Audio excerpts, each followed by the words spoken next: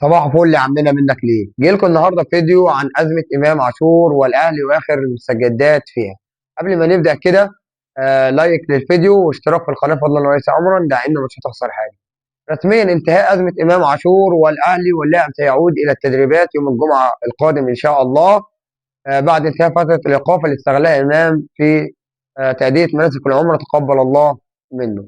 طبعا الأزمة انتهت خلاص، وإمام كان الأهلي هيعدي العقد بتاعه، يخليه فئة أولى مع امتيازات مع إعلانات في رمضان والكلام ده.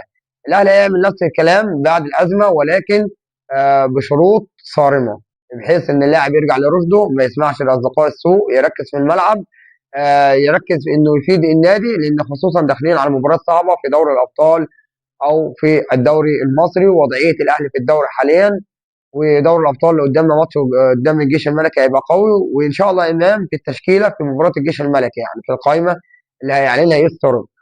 النهارده ماتش الاهلي والاسماعيلي في برج العرب الساعه 5 مساء، هيبقى ماتش صعب جدا على كده الفريقين، لان الاسماعيلي متزايد الترتيب بحاجه الى نقطه او 3 نقط، والاهلي بحاجه ل3 نقط اكثر من اجل الاقتراب الى القمه واعتلاء سلم الترتيب مره اخرى.